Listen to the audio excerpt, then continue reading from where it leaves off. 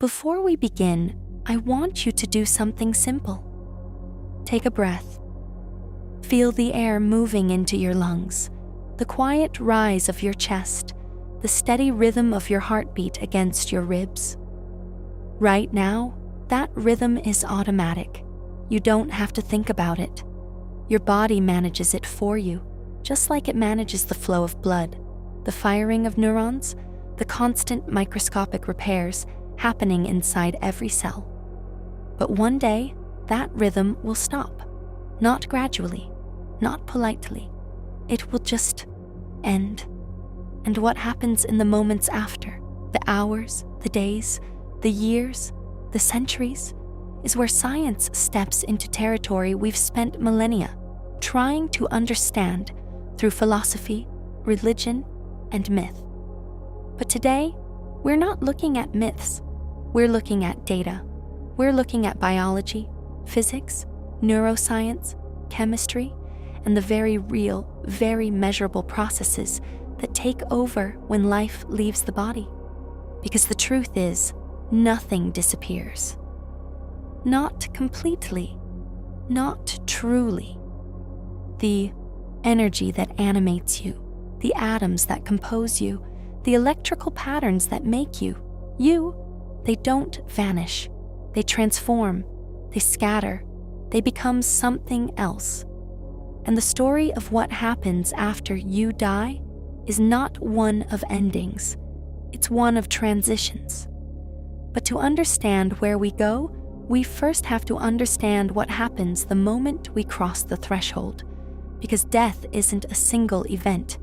It's a cascade, a biological unraveling, a sequence of failures, adaptations, and final signals. And the first few minutes after the heart stops are where science finds its most compelling clues.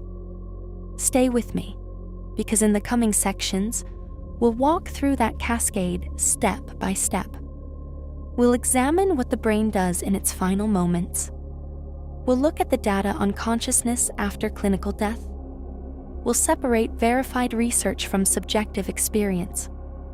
We'll follow the body into decomposition, into ecology, into chemistry, into physics. We'll ask what science actually knows, where the limits lie, and why the question of what happens after you die might be less about an afterlife and more about an after process. Because you are not a static object. You are a dynamic system, and systems don't just disappear when they stop running. They break down, they release, they integrate, they become part of everything else. This isn't about comfort. It's not about fear. It's about clarity. It's about following the evidence wherever it leads, even when it leads into uncomfortable, beautiful, or deeply strange territory. And if you're still here, if you're still watching, it's because you want to know. Not what we hope happens, not what we're told happens, but what actually happens, according to science. Let's begin. Chapter 1, the final minutes. When the heart stops, the body doesn't instantly go dark.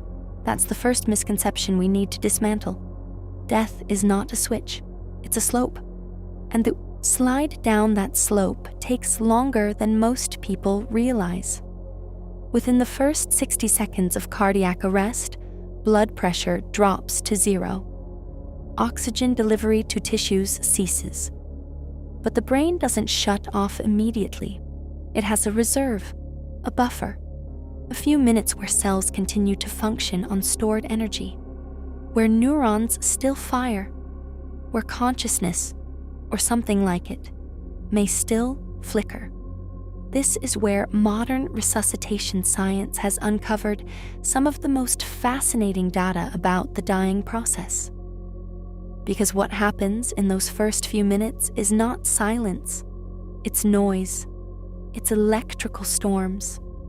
It's a final, desperate attempt by a biological system to maintain order in the face of collapse. let's talk about the brain's energy crisis. The human brain consumes roughly 20% of the body's oxygen and glucose, despite making up only 2% of total body mass. It's an energy hog, a metabolic engine that runs hot and fast. When oxygen stops arriving, that engine doesn't just stall, it begins to sputter. Neurons switch to anaerobic metabolism, breaking down glucose without oxygen, which produces lactic acid and causes cellular acidosis. The pH drops. Ion pumps begin to fail. Sodium and calcium flood into cells. Potassium leaks out. The delicate electrochemical balance that allows neurons to communicate starts to unravel. This is the beginning of excitotoxicity. Glutamate, the brain's primary excitatory neurotransmitter, builds up outside neurons. It binds to receptors, overstimulates them, and triggers a cascade of calcium influx that activates destructive enzymes. Proteins break down, lipid membranes degrade, DNA fragments. This isn't instantaneous. It takes minutes. And in those minutes, something remarkable happens. The brain doesn't just shut down in a linear, orderly fashion. It undergoes what researchers call a terminal depolarization wave, sometimes referred to as a spreading depolarization.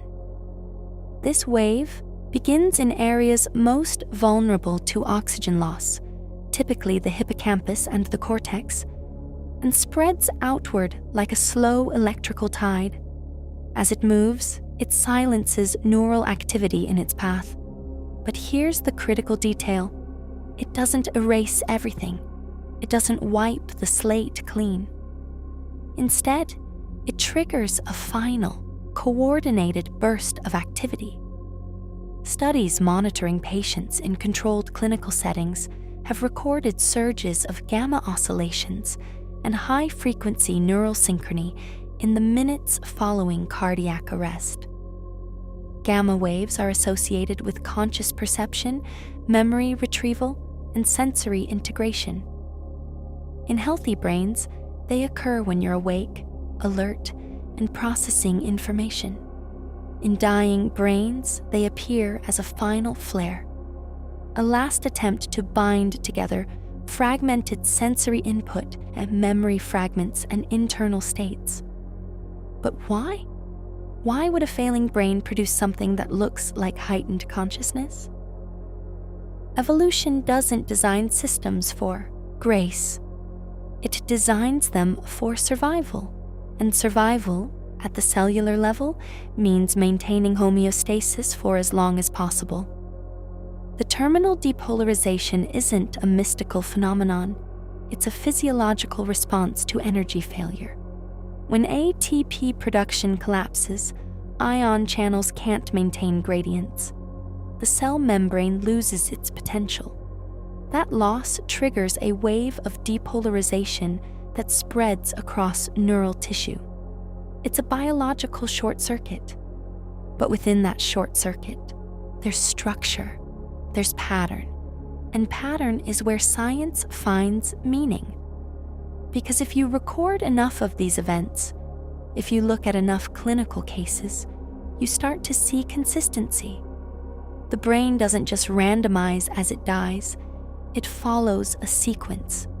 And that sequence tells us something profound about how identity is stored, how consciousness is anchored, and what actually happens when the anchor slips. Let's pause for a moment and address a common question that comes up in these discussions. Is there a moment when you officially die? The answer is no. Not in a biological sense. Medicine has historically used the absence of heartbeat and breathing as the marker of death. But with modern intervention, those functions can be restored long after they've stopped. So the definition shifted. Brain death became the standard. Irreversible loss of all brain function, including the brainstem. But even that is a spectrum. There are cases of profound brain injury where higher cortical function is gone, but brainstem reflexes remain. There are cases of coma, of locked-in syndrome, of minimal consciousness. The line between life and death isn't sharp, it's blurred. And the blurring is where science operates. Because the moment of death isn't an event, it's a process. And processes can be measured, they can be mapped, they can be understood. Now, let's go back to those final minutes. When oxygen stops, the body initiates what's called the ischemic cascade. Ischemia means lack of blood flow. The cascade is a series of biochemical failures that propagate through tissues. First, the cells switch to anaerobic metabolism. Then lactic acid accumulates. Then membrane potentials collapse. Then calcium floods in, triggering apoptosis and necrosis. Apoptosis is programmed cell death. It's clean, ordered. The cell packages itself for removal. Necrosis is messy, uncontrolled. The cell bursts, releasing its contents into surrounding tissue, triggering inflammation. In the brain, both occur simultaneously. Different regions fail at different rates. The hippocampus, critical for memory, is highly vulnerable. The cerebellum, responsible for coordination, is more resilient. The brainstem, which controls breathing and heart rate, holds out the longest. This staggered failure explains why, even after the heart stops, some reflexes persist. Why pupils dilate slowly, why skin temperature drops gradually, why rigor mortis doesn't set in immediately. The body is still operating on residual energy, still executing final programs, still trying to maintain structure in the face of collapse. But here's where it gets scientifically fascinating. During this cascade, the brain releases a cocktail of neurochemicals: endorphins, serotonin, dopamine, norepinephrine, ketamine-like compounds. These aren't released randomly. They're part of a stress response, yes, but they're also part of a protective mechanism. Endorphins reduce pain. Serotonin modulates mood. Dopamine influences perception and reward. Together, they create a neurochemical environment that can alter consciousness. This isn't speculation, it's measurable. Post-mortem studies, animal models, and clinical monitoring all point to the same conclusion. The dying brain doesn't just go quiet. It changes its operating mode. It shifts from external processing to internal simulation, from sensory input to memory retrieval, from present moment awareness to constructed narrative. And that brings us to a critical point. What we call consciousness isn't a single thing. It's a process, a dynamic interaction between neural networks, sensory input, memory, and predictive modeling. When external input stops, the brain doesn't just lose awareness, it turns inward. It uses stored data to generate experience. It runs simulations. It reconstructs. It dreams. And in the final minutes of life, that process doesn't stop. It intensifies. Because the filters are gone, the constraints are lifted, the brain is no longer receiving reality. It's generating it. And generation, in a neural system, looks a lot like experience. This is why near-death reports often share structural similarities: tunnels, light, review of life, feelings of peace, out-of-body sensations. These aren't proof of an afterlife. They're proof of a brain doing what brains do when deprived of sensory input but still electrically active. They're generating models based on memory, expectation, and neurochemical state. And the fact that these models are consistent across cultures, ages, and medical conditions isn't mystical. It's biological. It's predictable. It's what happens when you take a predictive processing machine, remove its sensors, and let it run on residual power. But don't mistake predictability for insignificance. The fact that the brain generates coherent experience in its final moments doesn't diminish it. It elevates it. It shows that consciousness isn't something that comes from outside. It's something that emerges from within. It's built. It's maintained. And when the maintenance stops, it doesn't just vanish. It degrades. It scatters. It leaves traces. And those traces matter because they're the bridge between life and what comes next. They're the data points, the evidence, the starting point for everything that follows. So let's follow them. Let's step past the final minutes. Let's enter the threshold. Because what happens after the brain goes silent is where science gets even stranger, where biology meets physics, where identity meets information, where the self meets the system, and where the real transformation begins. Chapter 2: The Last Spark. There is a phenomenon in clinical neurology that has puzzled researchers for decades. It's called terminal lucidity, and it's exactly what it sounds like. Patients with severe dementia, traumatic brain injury, or advanced neurodegenerative disease who have been nonverbal, unresponsive, or cognitively impaired for months or years suddenly regain clarity in the hours or days before death. They recognize family members. They speak coherently. They recall memories. They smile. They make eye contact. And then, shortly after, they die. For centuries, this was attributed to the soul making one final visit, or to divine intervention, or to some unexplainable mystery.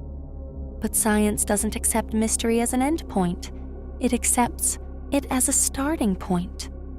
And when researchers began systematically studying terminal lucidity, they found something remarkable. It's not random. It's not supernatural. It's physiological. And it reveals something profound about how the brain maintains or temporarily restores cognitive function when the system is failing. Let's look at the mechanisms. When a brain is damaged by disease or injury, neural pathways degrade, synapses weaken, myelin sheaths break down, neurotransmitter production drops. But the brain isn't a static machine. It's adaptive. It compensates. It reroutes. And in the final stages of decline, certain stress responses activate that can temporarily improve function. One of the most studied mechanisms is the surge of norepinephrine and cortisol in the pre-death period. These stress hormones, typically associated with fight or flight responses, also enhance alertness, focus, and memory retrieval. In a failing brain, that surge can temporarily bypass damaged pathways, activating dormant networks or strengthening residual connections. It's not a cure, it's a final adaptation, a last-ditch effort by the nervous system to restore coherence before collapse. Another factor is the reduction of neuroinflammation. In chronic neurological conditions, glial cells become overactive, releasing inflammatory cytokines that impair neural function. As the body approaches death, systemic inflammation can sometimes drop due to hormonal shifts, reduced metabolic demand, or the activation of anti-inflammatory pathways. That drop can temporarily lift the fog of neuroinflammation, allowing neurons to fire more efficiently. It's like clearing debris from a damaged circuit board. The board isn't fixed, but for a moment, the current flows. Then there's the role of sleep architecture disruption. In the days before death, circadian rhythms collapse, sleep-wake cycles fragment. The brain enters states of micro-arousal, where it briefly, transitions into wakeful patterns despite severe impairment. These micro-arousals can manifest as sudden clarity. They're brief, unstable, but they're real, and they're measurable. EEG studies of terminal patients show transient increases in theta and alpha wave activity, patterns associated with relaxed awareness and memory access in the hours preceding death. But why does this happen? Evolution doesn't waste energy on useless processes. If terminal lucidity occurs across species, across pathologies, across cultures, it likely serves a biological function. The leading hypothesis is social cohesion and stress regulation.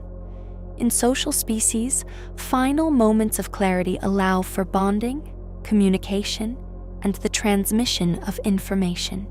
In humans, that might mean reconciling, expressing love, resolving conflict, or passing on knowledge. From an evolutionary standpoint, that cohesion improves group survival. It reduces stress. It stabilizes the social structure. Even if the individual doesn't survive, the group benefits. And groups that manage stress effectively outcompete those that don't. So the brain, in its final hours, may be executing a deeply ingrained program. Restore connection, reduce threat, finalize narrative, then shut down. Now, let's separate this from near-death experiences. Terminal lucidity is about cognitive restoration in the living. NDEs are about subjective experience during clinical death or extreme physiological crisis. They are related, but they're not the same.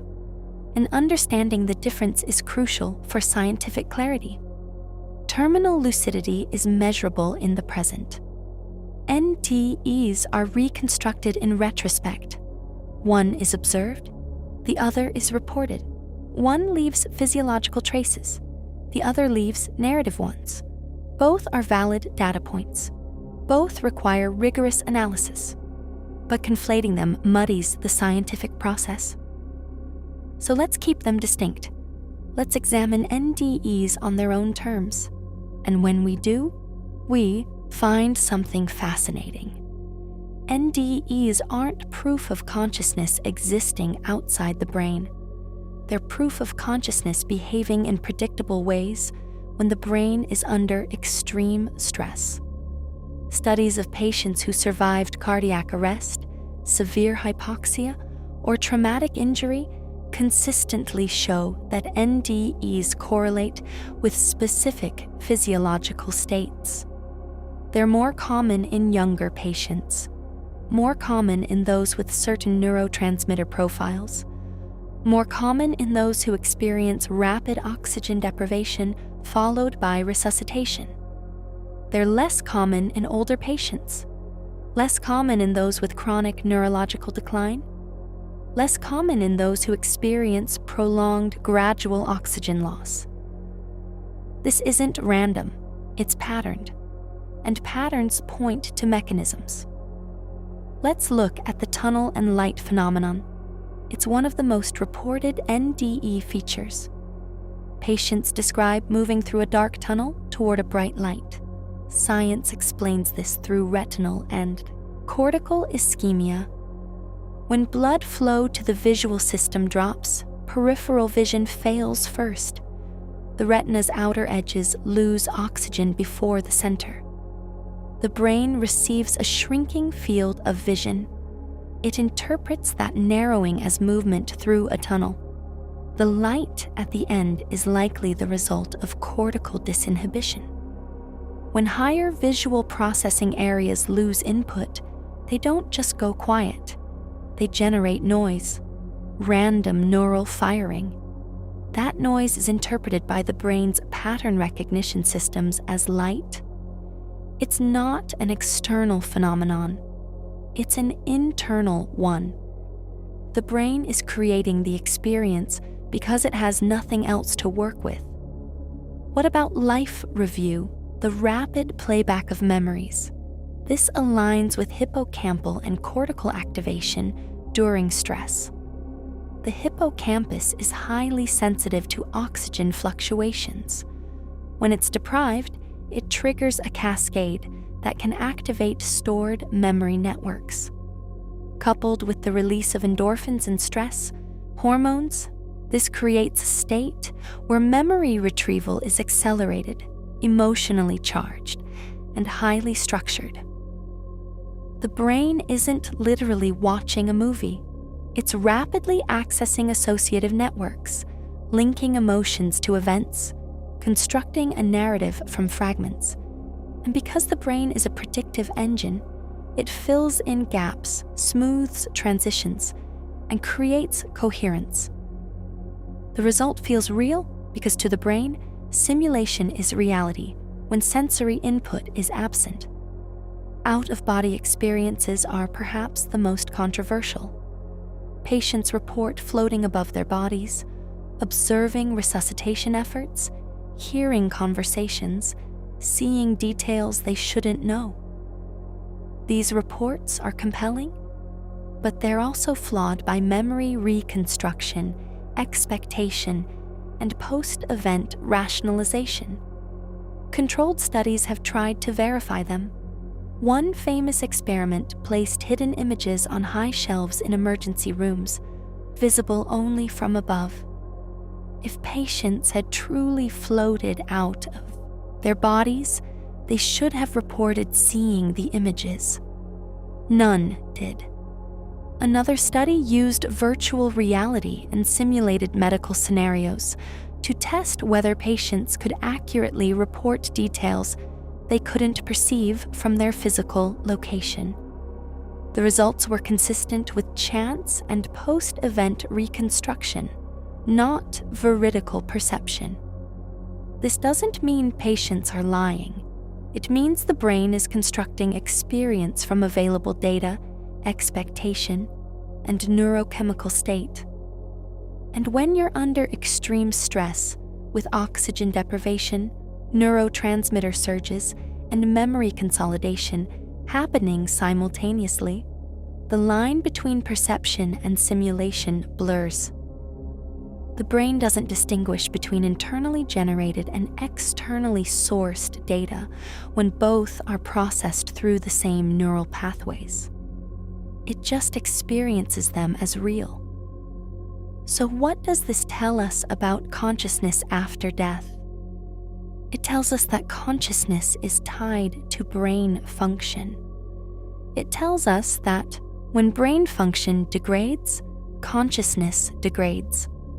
When it stops, consciousness stops. But it also tells us that the brain is capable of generating remarkably coherent, emotionally resonant, and structurally complex experiences even in its final moments. And that's not a limitation. It's a feature. It's proof that the mind isn't a passive receiver. It's an active constructor. And construction doesn't require external input. It requires architecture.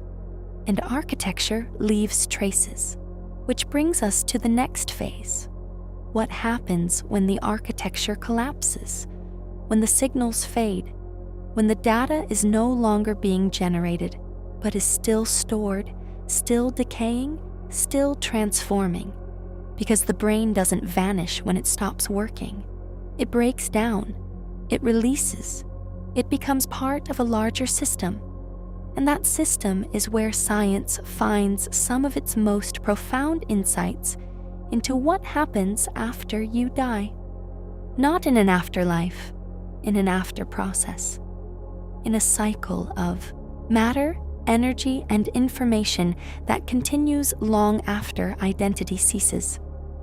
And to understand that cycle, we have to follow the body into its final transformation. We have to look at decomposition, at microbes, at chemistry, at ecology, at the quiet, relentless process that returns everything to the system. Because you don't leave the world when you die, the world absorbs you, and absorption is just another word for continuity. Let's step into that process.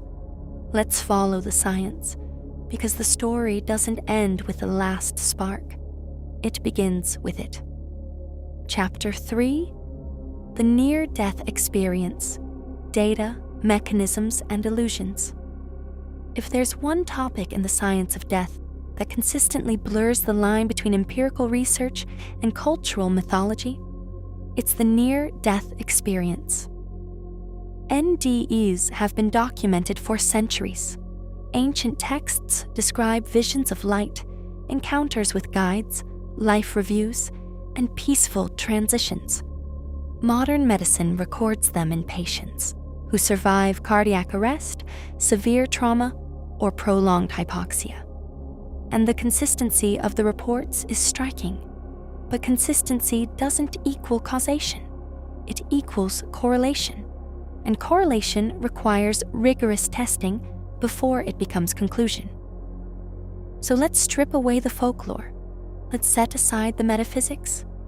Let's look at the data, the mechanisms, the illusions, and the reality of what NDEs actually tell us about the dying brain. First, let's establish what qualifies as an NDE in scientific literature. The standard criteria come from the Grayson scale, developed by psychiatrist Bruce Grayson in the 1980s. It's a validated psychometric tool that measures 4 components: cognitive, affective, paranormal, and transcendental. Cognitive includes time distortion, life review, and clarity of thought.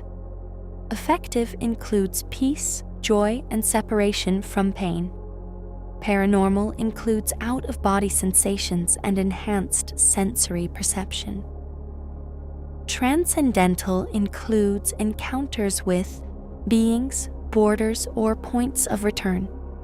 A score above 7 indicates a high probability NDE. Studies using this scale consistently find that between 10 and 20% of cardiac arrest survivors report NDEs. The numbers vary by study, by population, by resuscitation protocol. But the baseline is stable. Roughly 1 in 5 people who clinically die and are revived report an NDE. Now, let's look at the physiology. Cardiac arrest means the heart stops pumping, blood flow ceases, oxygen delivery to the brain drops to 0 within seconds. EEG activity flatlines within 20 to 30 seconds. Clinical death is declared, but revival is possible if circulation is restored quickly. And during that window of no flow, low flow, or marginal flow, the brain isn't just silent, it's chaotic. It's undergoing the ischemic cascade we discussed earlier. It's depolarizing, it's releasing neurotransmitters, it's activating stress pathways, and it's generating experience. Not because consciousness survives outside the brain, but because the brain, even in failure, is still processing. It's still constructing. It's still running on residual energy. Let's examine the role of oxygen deprivation. Hypoxia doesn't cause uniform brain failure. It causes regional failure.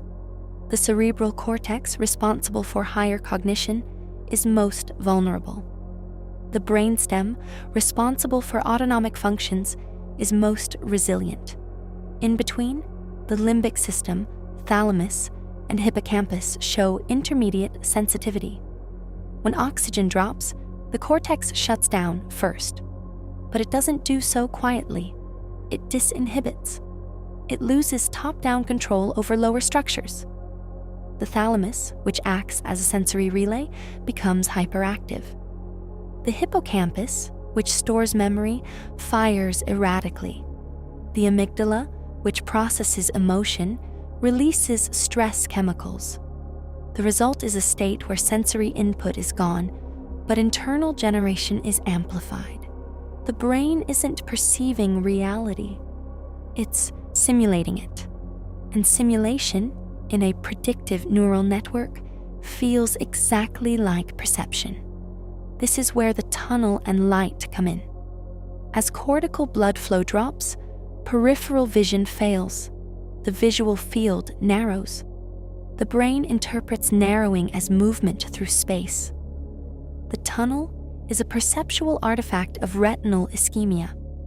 The light is cortical noise. When the primary visual cortex loses input, it doesn't just go dark. It generates spontaneous activity. That activity is interpreted as luminance. The brain's pattern recognition systems, deprived of external data, latch onto the most salient signal: light. It's not mystical, it's mechanical. But it feels real because the brain doesn't distinguish between internally generated and externally sourced data when both are processed through the same pathways. What about the life review, the rapid, panoramic playback of memories? This aligns with hippocampal and cortical activation during stress. The hippocampus is highly sensitive to oxygen fluctuations. When it's deprived, it triggers a cascade that can activate stored memory networks. Coupled with the release of endorphins, cortisol, and noradrenaline, this creates a state where memory retrieval is accelerated, emotionally charged, and highly structured. The brain isn't literally watching a film. It's rapidly accessing associative networks, linking emotions to events, constructing a narrative from fragments. And because the brain is a predictive engine, it fills in gaps, smooths transitions, and creates coherence. The result feels real because to the brain, simulation is reality when sensory input is absent. Out-of-body experiences are the most contested aspect. Patients report floating above their bodies, observing medical procedures, hearing conversations, seeing details they couldn't physically perceive.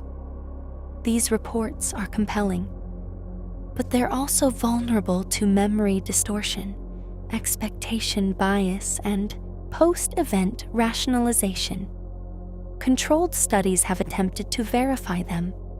The most famous is the AWARE study, led by Dr. Sam Parnia. It placed hidden images on high shelves in emergency departments, visible only from above. If patients had truly detached from their bodies, they should have reported seeing the images. None did. The study concluded that while NDEs are subjectively real, they don't provide verifiable evidence of consciousness existing independently of the brain.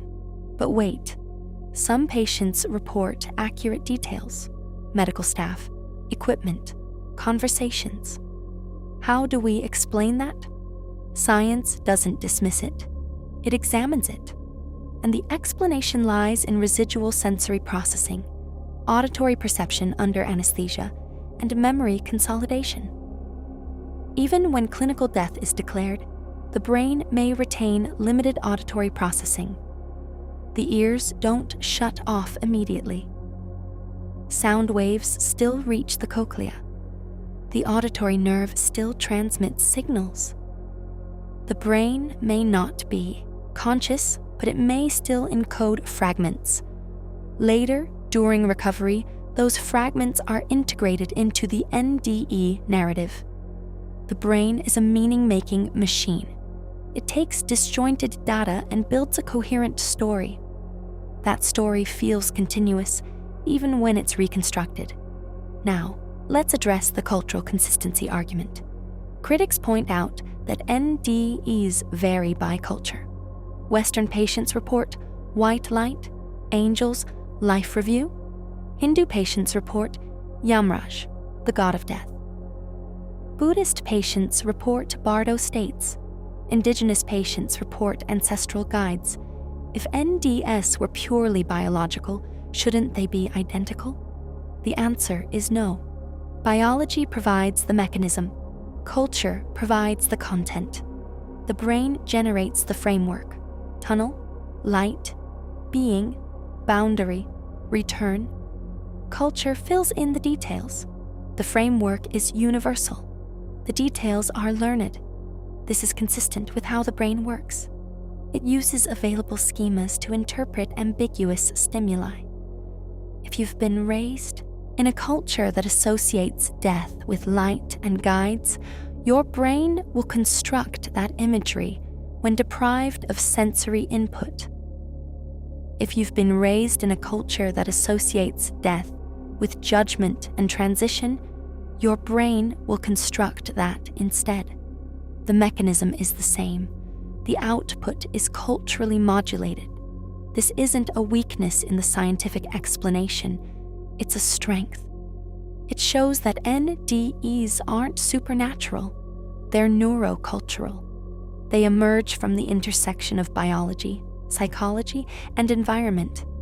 And that intersection is measurable, it's testable, it's repeatable. But let's go deeper. What about the emotional impact? Many NDE survivors report profound personality changes, reduced fear of death, increased altruism, enhanced spirituality, decreased materialism. This is well documented. Longitudinal studies track psychological shifts for years after the event. The changes are real, but they're not evidence of an afterlife. They're evidence of trauma processing, meaning-making, and neuroplasticity. Surviving a life-threatening event alters brain chemistry. It rewires threat perception. It shifts values. It forces existential reevaluation. That's not unique to NDEs. It's common to all major trauma survivors. The difference is that NDEs provide a narrative framework that makes the trauma meaningful. Meaning reduces stress. Stress reduction promotes healing. Healing reinforces the narrative. It's a feedback loop, and it's entirely consistent with known psychological mechanisms. Now, let's address the quantum consciousness theory. Some researchers propose that consciousness arises from quantum processes in microtubules, and that quantum information can survive bodily death. This theory, popularized by Roger Penrose and Stuart Hameroff, suggests that consciousness isn't generated by the brain, it's orchestrated by it. When the brain stops, the quantum information doesn't vanish. It disperses into the universe. But let's examine the evidence. Microtubules are structural proteins in neurons. They play roles in cell division, intracellular transport, and cytoskeletal stability. The claim that they process quantum information remains highly controversial. Quantum states are extremely fragile. They decohere rapidly in warm, wet environments like the brain. Maintaining quantum coherence at body temperature is currently impossible with known physics. Experimental evidence for quantum consciousness is lacking. Controlled studies have failed to replicate the proposed mechanisms. The theory remains speculative. It's not falsifiable. It's not testable. And in science, untestable claims fall outside the realm of empirical investigation.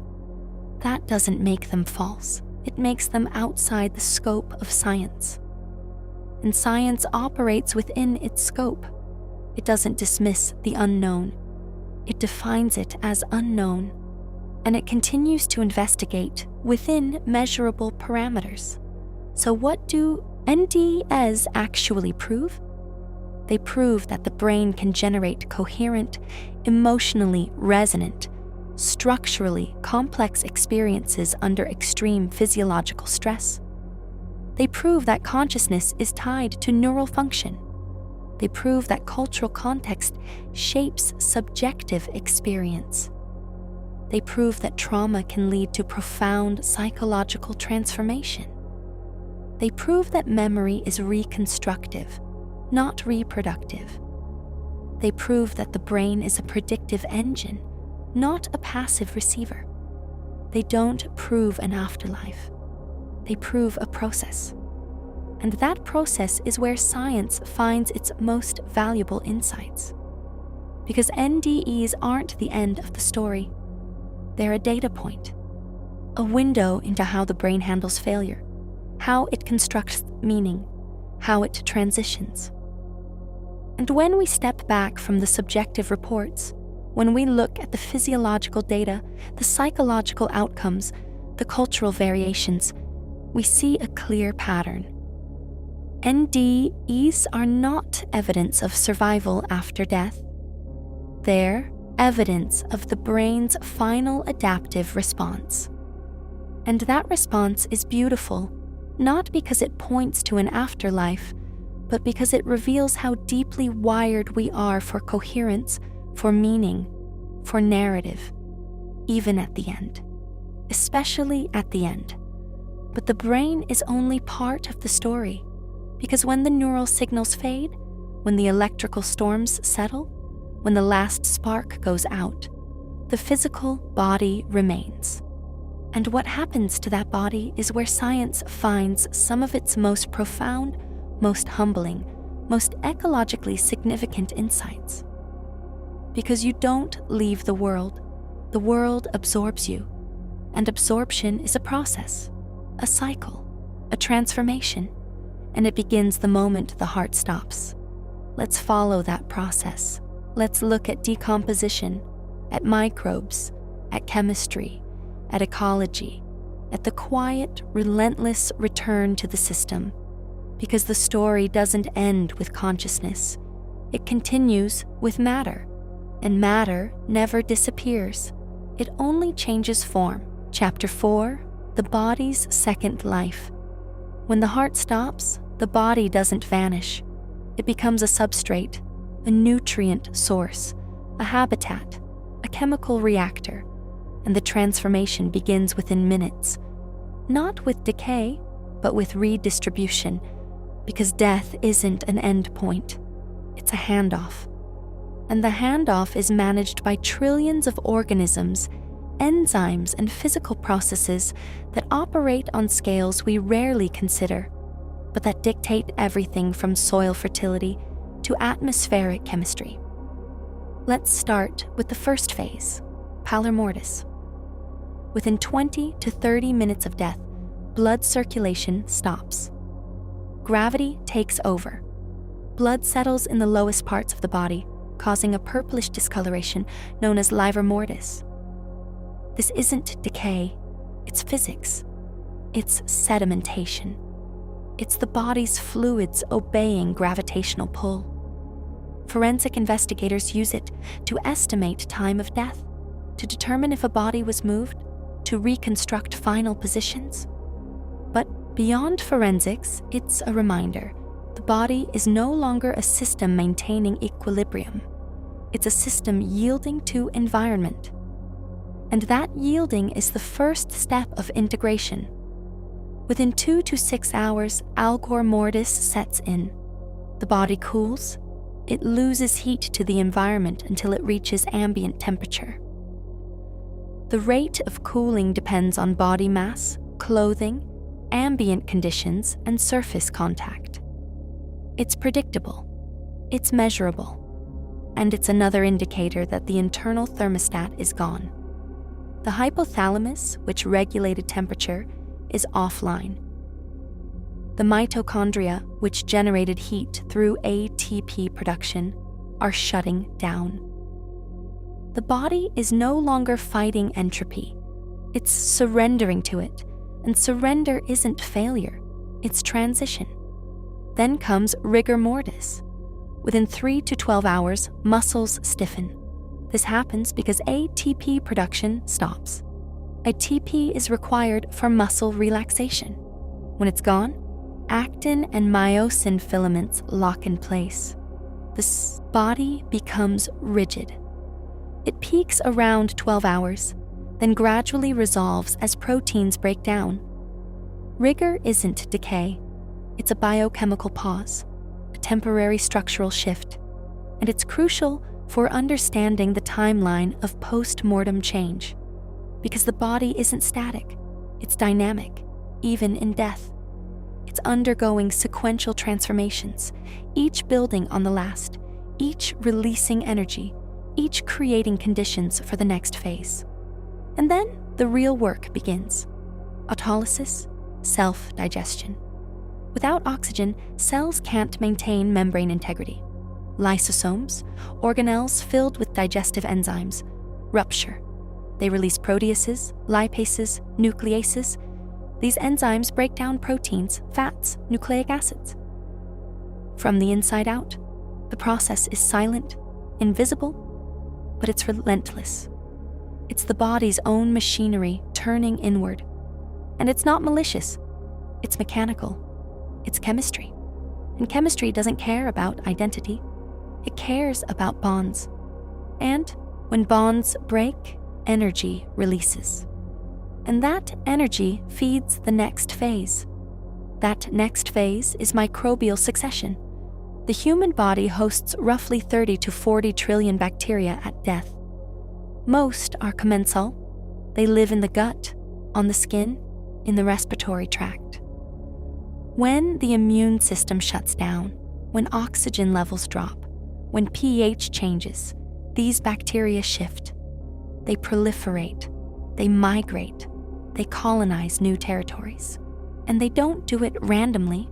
They do it in a predictable sequence, a microbial succession that scientists have mapped with remarkable precision. First, the gut microbiome blooms. Without immune suppression, anaerobic bacteria thrive. They ferment undigested material. They produce gases, methane, hydrogen sulfide, carbon dioxide. These gases cause bloating. They push against tissues. They create pressure. They're responsible for the distension seen in later stages. But they're also the engine of decomposition. They break down complex molecules into simpler ones. They release nutrients. They alter pH. They change the environment. And that altered environment invites new organisms. Within 24 to 48 hours, blowflies arrive. They detect volatile organic compounds, putrescine, cadaverine, skatole, indole. These are breakdown products of amino acids. They're highly odorous. They're detectable at parts per billion. Flies follow them. They lay eggs in natural orifices, wounds, exposed tissue. The eggs hatch into larvae within hours. The larvae feed. They secrete enzymes. They liquefy tissue. They grow. They molt. They pupate. They emerge as adults. The cycle repeats. This isn't gruesome. It's efficient. It's nutrient cycling. It's the body becoming food for the next generation of life. And it's ecologically essential. Without decomposition, nutrients would remain locked in dead matter. Ecosystems would stall. Soils would deplete. Life would slow. Decomposition is the reset button, the recycling protocol, the biological handoff. But flies aren't the only players. Beetles arrive next. Dermestid beetles, carrion beetles, rove beetles. They feed on larvae, dried tissue, hair, bone. They're specialists. They fill niches. They complete the cycle. And as they work, they change the body's chemical composition. They reduce mass. They alter pH. They release nutrients into the soil. And that soil becomes enriched. Nitrogen, phosphorus, potassium, calcium, magnesium. These are the building blocks of life, and they're being returned to the earth. Not lost, not wasted, reinvested. This is where science meets poetry. Because what we call decay is actually distribution. What we call disappearance is actually dispersion. What we call an end is actually a beginning for something else. And the data supports this. Studies using cadaver decomposition research facilities, like the Anthropology Research Facility at the University of Tennessee, have quantified nutrient release. They've measured gas emissions. They've tracked microbial shifts. They've mapped soil chemistry changes. The results are consistent. A single human body releases enough nitrogen to fertilize a mature tree, enough phosphorus to support thousands of plants, enough carbon to enter the atmospheric cycle. You don't vanish, you become ecosystem. But let's go deeper. Let's look at the chemical timeline. Within the first week, autolysis and microbial activity dominate. Tissues soften, fluids leak, gases accumulate. Within the second to third week, active decay peaks. Mass loss is rapid. Insect activity is intense. Volatile compounds are abundant. Within the fourth to sixth week, advanced decay begins. Most soft tissue is gone. Insect activity declines. Mites, beetles, and bacteria take over. Within months to years, dry skeletal remains phase. Bones persist. They weather. They fracture. They mineralize. They become part of the soil matrix, and the timeline varies by environment. In deserts, mummification occurs. In wetlands, adipocere forms. In cold climates, preservation extends. In acidic soils, bones dissolve quickly. In alkaline soils, they mineralize slowly. The body adapts to environment. Environment adapts to body. It's a dialogue, a chemical conversation, and it never stops. It just changes participants. Now, let's address a common misconception, that decomposition is destructive. It's not. It's constructive. It's the process by which matter is reorganized, by which energy is transferred, by which nutrients are recycled. Without it, life would collapse, because life depends on turnover, on death feeding life, on endings enabling beginnings, and human bodies are no exception. We are carbon-based systems. We require carbon cycles. We require nitrogen cycles. We require phosphorus cycles. And those cycles are powered by decomposition. So when you die, you don't leave the system. You re-enter it. You become part of the loop, and the loop is continuous. It's ancient. It's efficient. It's beautiful in its indifference to identity. But what about memory? What about identity? What about the self? If the body decomposes, if the brain breaks down, if the signals fade, where does the self go? This is where science transitions from biology to information theory, from matter to data, from structure to signal. Because the body isn't just physical, it's informational, it's encoded, it's stored, it's transmitted. And information doesn't vanish when the carrier breaks down. It transforms, it disperses, it leaves traces. And those traces matter. Let's follow them. Let's step beyond decomposition. Let's enter the realm of data, of legacy, of epigenetics, of cultural transmission, of the quiet, persistent ways that identity survives, not as consciousness, but as influence, as pattern, as ripple. Because the story doesn't end with the body, it continues with the impact.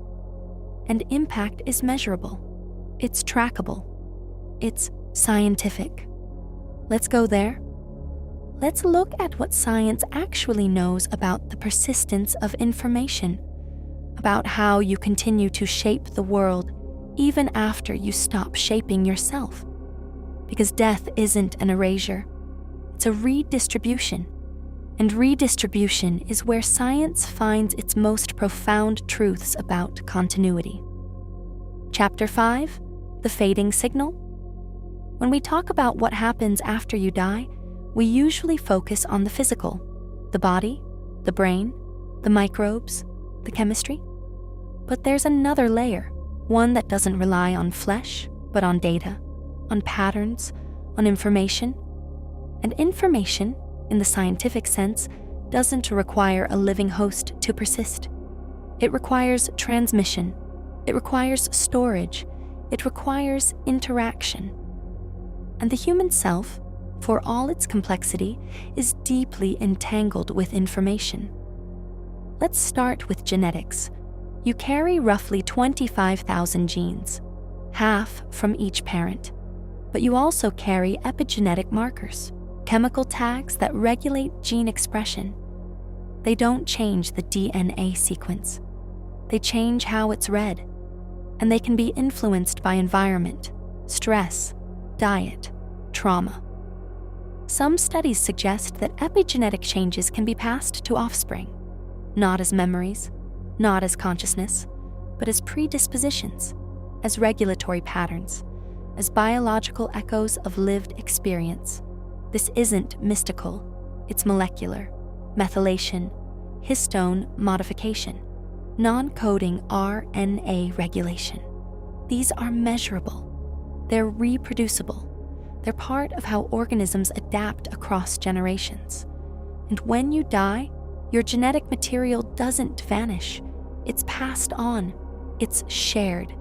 It's integrated into descendants. It becomes part of their biological framework. You don't survive as a self. You survive as a sequence, a variation, a contribution to a lineage that extends forward, not backward. But genetics is only one channel. What about cultural transmission? Ideas, language, skills, values, stories.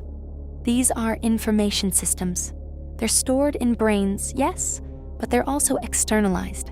In books, in recordings, in architecture, in law, in art, in technology.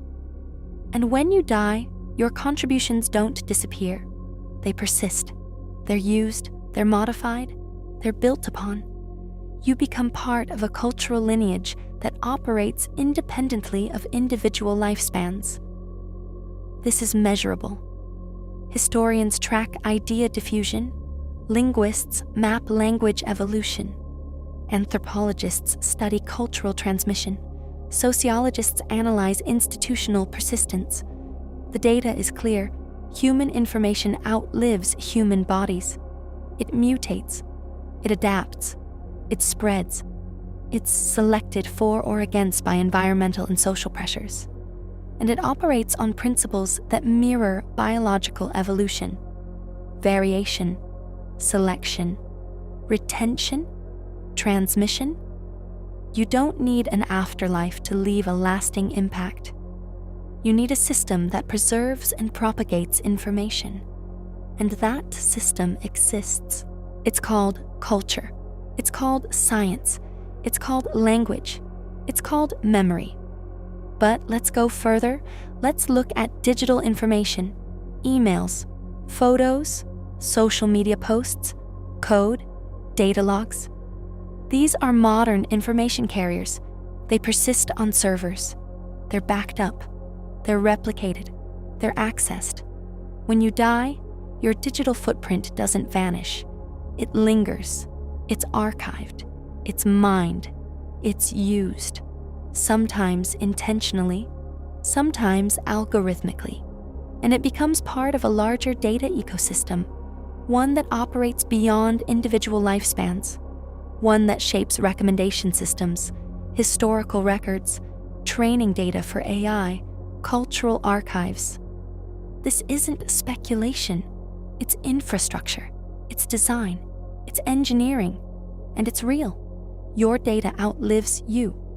Not as consciousness, not as identity, but as information, as signal, as pattern. And patterns have influence. They shape algorithms. They train models. They inform research. They preserve history. They connect generations.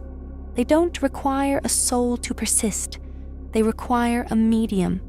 And media are abundant. But what about the self? What about subjective experience?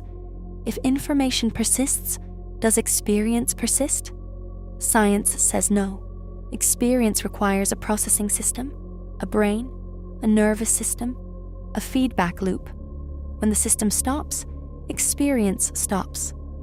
But the traces of that experience remain in behavior, in relationships, in decisions, in consequences, in the lives of others, you don't continue to feel, but you continue to affect.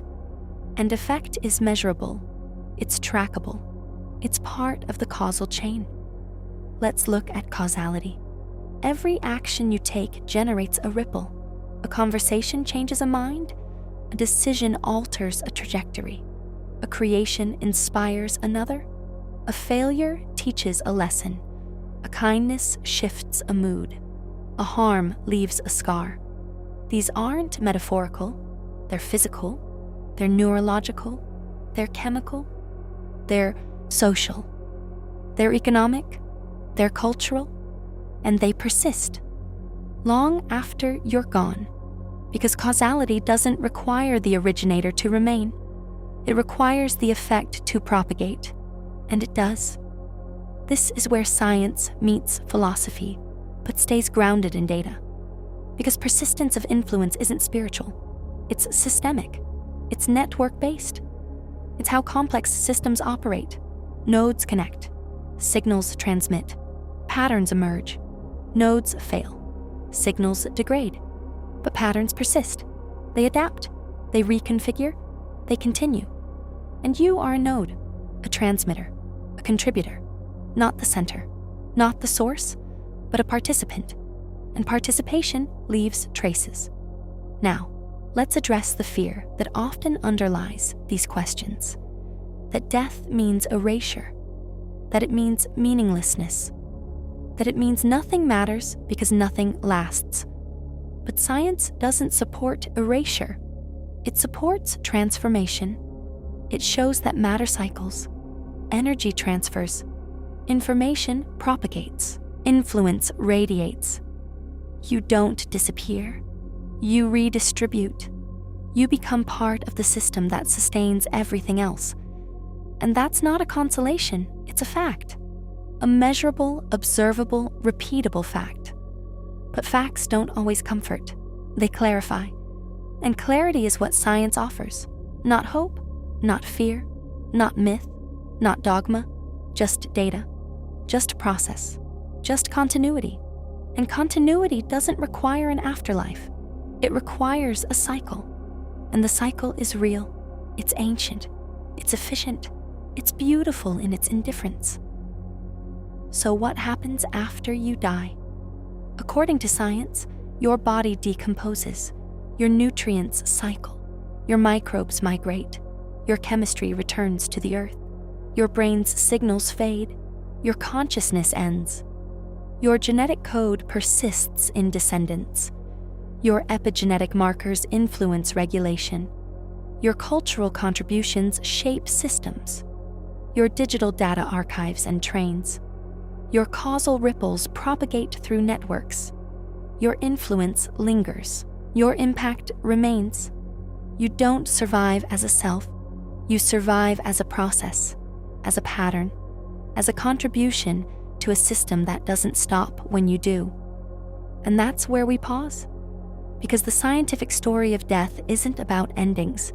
It's about transitions, about handoffs, about cycles, about how everything you are becomes everything else. And the next phase of this exploration dives into the boundaries of science, into quantum theory, into consciousness studies, into what we actually know, what we suspect, and where the data runs out.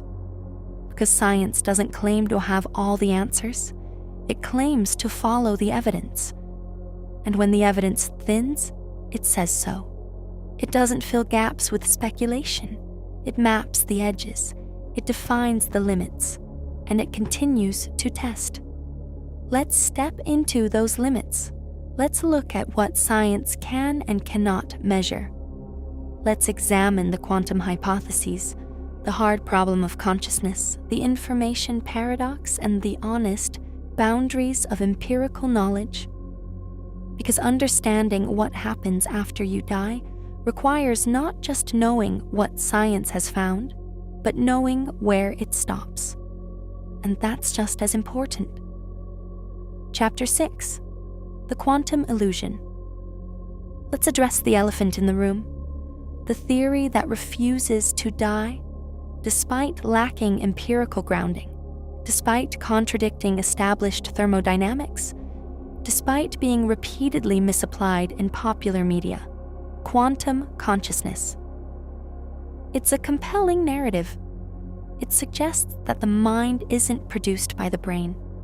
It suggests that consciousness is fundamental to the universe, orchestrated by quantum processes in neural microtubules, and that when the body dies, this quantum information doesn't vanish.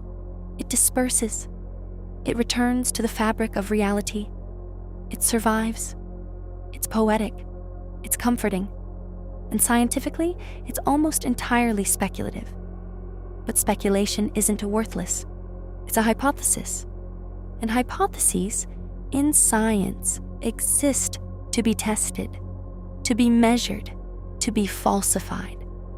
So let's do that. Let's strip the romance from the math. Let's look at what quantum physics actually says, what it doesn't say, and why conflating subatomic behavior with subjective experience is one of the most persistent category errors in modern discourse. First, let's define the claim. The orchestrated objective reduction theory, proposed by physicist Roger Penrose and anesthesiologist Stuart Hameroff, argues that consciousness arises from quantum vibrations inside microtubules, cylindrical protein structures that form part of the cell's cytoskeleton. They suggest that these microtubules can maintain quantum coherence, process information non-computationally, and collapse into classical states through objective reduction, a gravitational threshold Penrose proposed. When the brain dies, they argue, the quantum information isn't destroyed. It leaks into the universe. Consciousness survives. It's elegant. It's ambitious. And it faces three immediate, insurmountable scientific hurdles: temperature, timescale, and decoherence. Quantum coherence, the state where particles exist in superposition, entangled and uncollapsed, is notoriously fragile. It requires isolation from environmental noise, near absolute zero, vacuum conditions, shielding from electromagnetic interference. The brain is none of these. It's warm, wet, noisy, chaotic. At 37 degrees Celsius, surrounded by water molecules, ions, and thermal agitation, quantum states decohere in picoseconds. Trillionths of a second. That's orders of magnitude faster than neural processing, which operates on millisecond timescales. For quantum computation to influence cognition, it would need to survive long enough to interact with biological timescales. It doesn't. It collapses instantly. Experimental physics has repeatedly demonstrated that macroscopic, warm, biological systems cannot sustain quantum coherence long enough to perform meaningful computation. The environment destroys it, fast. But what if the brain has shielding mechanisms? What if evolution found a way to protect quantum states? Researchers have looked extensively. Microtubules do play crucial roles in cells. They assist in division, transport, structural integrity. But they don't isolate quantum states. They don't create vacuum-like pockets. They don't suppress thermal noise. In fact, their structural dynamics are entirely classical. They bend, flex, polymerize, depolymerize. They respond to mechanical and chemical gradients. They don't require quantum mechanics to function. And even if they did, there's no evidence linking their behavior to subjective experience. Correlation isn't causation. Presence isn't function. Just because microtubules exist in neurons doesn't mean they generate consciousness. Just because neurons fire doesn't mean firing is awareness. The leap from structure to experience requires a mechanism, and quantum microtubules don't provide one that survives empirical scrutiny. Now, let's address the information dispersal claim, the idea that quantum information survives death and returns to the universe. This misunderstands a fundamental principle of quantum mechanics, the no-hiding theorem and unitary evolution. Yes, information in closed quantum systems is conserved. But conservation doesn't mean preservation of structure. It means transformation. When a quantum system interacts with its environment, information isn't lost. It's scrambled. It becomes entangled with trillions of external degrees of freedom. It becomes practically unrecoverable. This isn't survival. It's diffusion. It's the same principle that applies to classical information. Energy disperses, entropy increases, structure degrades. The information isn't gone, but the pattern that made it meaningful is. And meaning requires organization. It requires coherence. It requires a system capable of reading it. The universe doesn't read, it processes. And processing without structure is just noise. Let's go deeper. Why does this theory persist? Why do people cling to quantum survival despite the lack of evidence? Because it bridges a gap. The gap between materialism and meaning, between biology and identity, between the cold mechanics of decay and the warm intuition of continuity. Quantum physics is counterintuitive. It defies classical logic. It features entanglement, superposition, non-locality. It feels magical. And when people face mortality, they seek mechanisms that feel transcendent. Quantum terminology provides that. It sounds rigorous, it sounds scientific, it sounds like proof. But terminology isn't validation. Metaphor isn't mechanism. And science doesn't operate on metaphor. It operates on measurement, on prediction, on falsifiability. And quantum consciousness theories consistently fail on those fronts. They don't make testable predictions. They don't generate novel experimental results.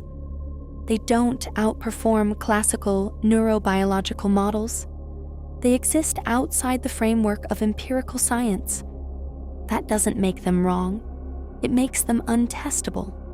And untestable claims fall outside the domain of scientific inquiry. Science doesn't dismiss them. It brackets them. It acknowledges them as philosophical possibilities, not empirical conclusions. But let's not stop at dismissal. Let's examine what quantum physics actually teaches us about death. It teaches us about information transformation, about entropy, about the arrow of time. Landauer's principle states that erasing information generates heat. Information isn't abstract. It's physical.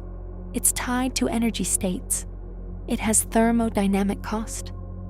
When the brain stops processing, when neural patterns collapse, when memory traces degrade, information isn't magically preserved. It's dissipated. It's converted to thermal energy. It's scattered. This isn't tragic. It's thermodynamically inevitable. And inevitability isn't nihilism. It's physics. It's the same law that governs stars burning out, coffee cooling, galaxies expanding. The universe doesn't preserve patterns forever. It reorganizes them. It redistributes them. It recycles them. And in that recycling, new patterns emerge, new structures form, new systems stabilize. Death isn't an exception to this. It's an instance of it. Now, let's address the measurement problem. Some argue that consciousness collapses quantum wave functions, that observation creates reality, that without a conscious observer, the universe remains indeterminate. This is a profound misreading of quantum mechanics. Wave function collapse isn't dependent on consciousness. It's dependent on interaction, on decoherence, on entanglement with the environment. A photon hitting a detector collapses its state. A particle interacting with air molecules collapses its position. Consciousness isn't required. Measurement is. And measurement in physics means interaction. Not awareness, not experience, not thought. Just physical coupling. The universe doesn't wait for humans to look at it before it decides how to behave.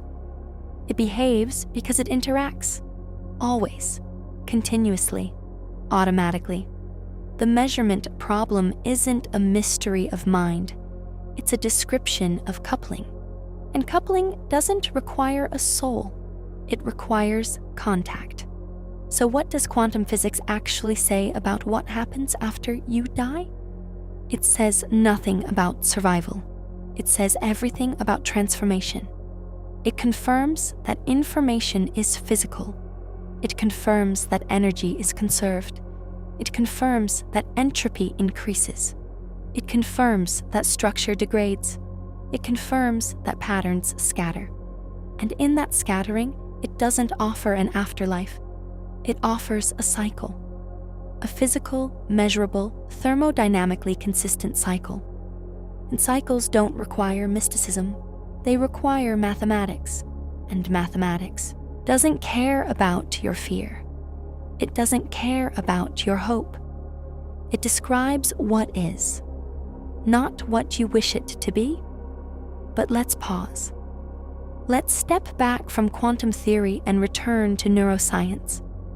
Because while quantum models remain speculative, the neural basis of consciousness is actively researched.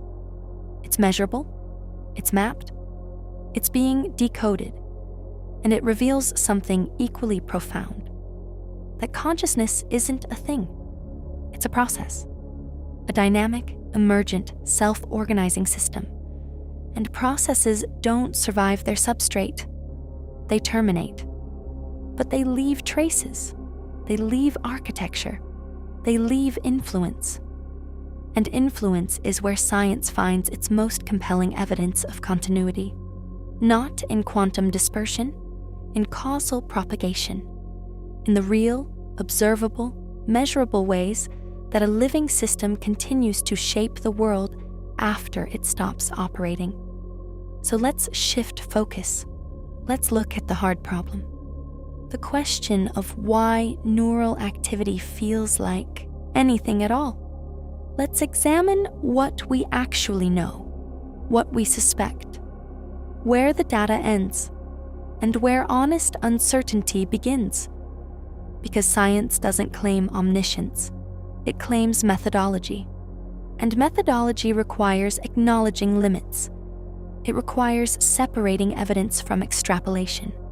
It requires clarity about what consciousness is, what it isn't, and what death actually does to it. Let's step into that space. Let's examine the hard problem, not as philosophy, as biology, as neuroscience, as the boundary where empirical research meets irreducible complexity. And let's see what happens when we follow the evidence, even when it doesn't lead to comfort. Chapter 7: The Hard Problem and the Soft Evidence. Consciousness has a branding problem. It's used to describe awareness, subjective experience, qualia, self-reflection, wakefulness, attention, and emotional resonance. But scientifically, it's not a single phenomenon. It's a spectrum. A cluster of processes, a layered system, and understanding what happens to it after death requires defining it first, not poetically, operationally, in measurable terms. Neuroscience divides consciousness into two components, level and content. Level refers to wakefulness, arousal, alertness, governed by the brainstem, thalamus, and ascending reticular activating system. Content refers to experience, perception, thought, memory, emotion, governed by cortical networks, particularly the default mode network, frontoparietal control network, and sensory integration hubs. When you're awake, level and content align. When you're in deep sleep, level persists but content fragments. When you're under anesthesia, level drops and content vanishes. When you're in a coma, level collapses and content ceases. Death isn't a sudden event. It's the permanent decoupling of level and content. The structural substrate fails, the processes stop, the system powers down, and without power, there's no processing. Without processing, there's no experience. But here's where the hard problem emerges. Why does any of this feel like anything? Why isn't the brain just a complex information processor, blind and silent? Why do photons hitting retinas translate into the experience of color? Why do pressure waves on eardrums translate into the experience of melody? Why do neural firing patterns translate into the experience of love, fear, awe, or grief? This is the explanatory gap, the divide between objective mechanism and subjective experience. And no current theory fully bridges it. Integrated information theory proposes that consciousness scales with a system's capacity to integrate information, measured by a mathematical value called phi, global neuronal workspace. Theory suggests consciousness emerges when information is broadcast across distributed cortical networks. Predictive processing argues consciousness is the brain's best guess about sensory input, continuously updated through error correction. These models explain structure, they explain function, they explain correlation. They don't explain why correlation feels like experience, and that's the hard problem. Not as a mystery to be solved with poetry, as a boundary to be respected with rigor. Science doesn't ignore it, it maps it. It studies neural correlates of consciousness. It tracks EEG signatures during altered states. It uses transcranial magnetic stimulation to perturb networks and measure responses. It analyzes patients with lesions, with split brains, with locked-in syndrome, with vegetative states. The data is consistent. Consciousness correlates with specific network dynamics, with high-dimensional integration, with recurrent feedback loops, with metastable states that balance stability and flexibility. When those dynamics collapse, consciousness ends. When they degrade, consciousness fragments. When they stabilize, consciousness returns. It's not mystical, it's mechanistic. But mechanistic doesn't diminish it. It reveals how fragile it is, how dependent, how emergent. Now, let's address the soft evidence, the anecdotal reports, the subjective experiences, the near-death narratives, the terminal lucidity accounts, the out-of-body claims, the veridical perception stories. These are real to those who experience them, but real experience isn't real causation. The brain is a reality-generating organ. It constructs perception from limited data. It fills gaps with prediction. It prioritizes coherence over accuracy. It rewrites memory during recall. It integrates stress chemicals into narrative. It doesn't distinguish between internally generated and externally sourced data when both pass through the same processing pathways. And when oxygen drops, when neurotransmitters surge, when networks destabilize, the generation machinery doesn't stop. It shifts. It simulates, it dreams, it remembers, it constructs. And construction feels like reality because, to the nervous system, simulation is indistinguishable from perception when sensory input is absent. This isn't a dismissal, it's a description, and description is the foundation of scientific clarity. When patients report floating above their bodies, science doesn't call them liars, it calls them processors. Processors operating under extreme physiological constraints.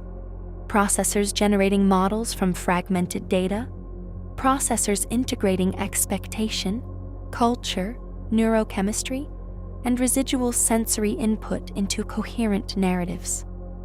And narratives are powerful. They shape belief. They influence behavior.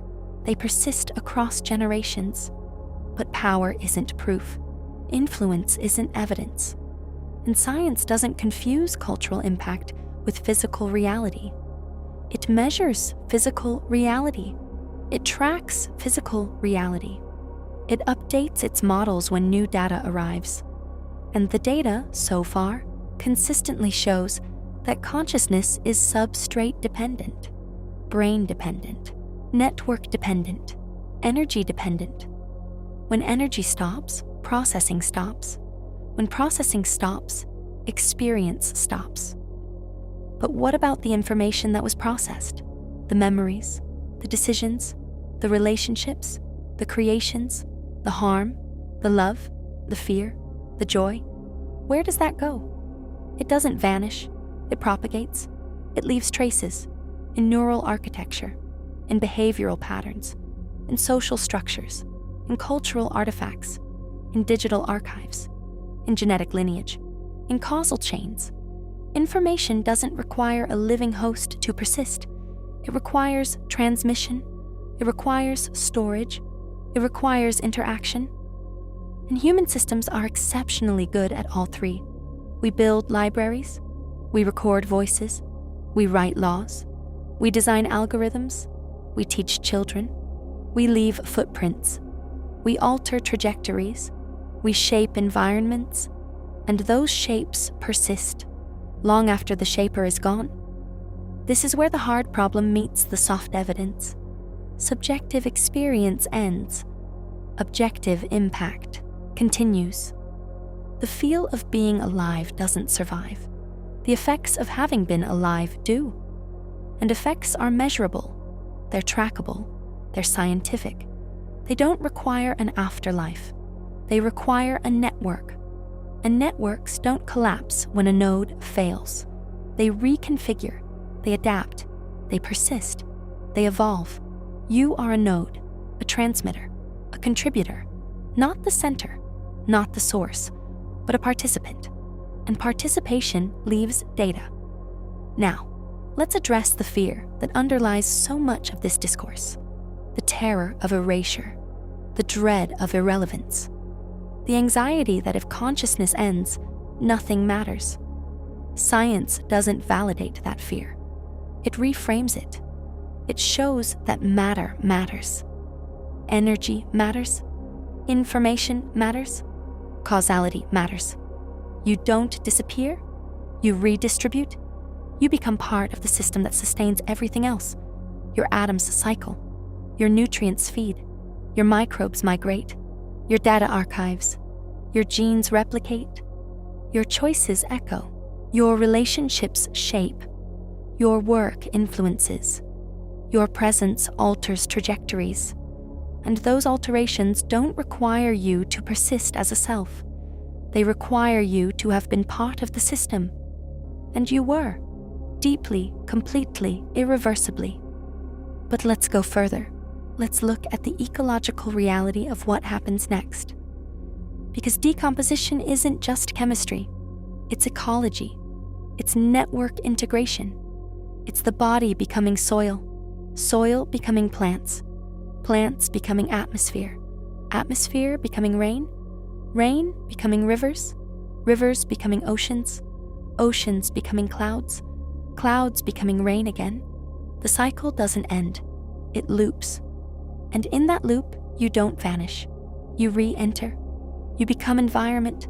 You become resource. You become structure. And structure is where information persists, not as consciousness, as pattern, as form, as function.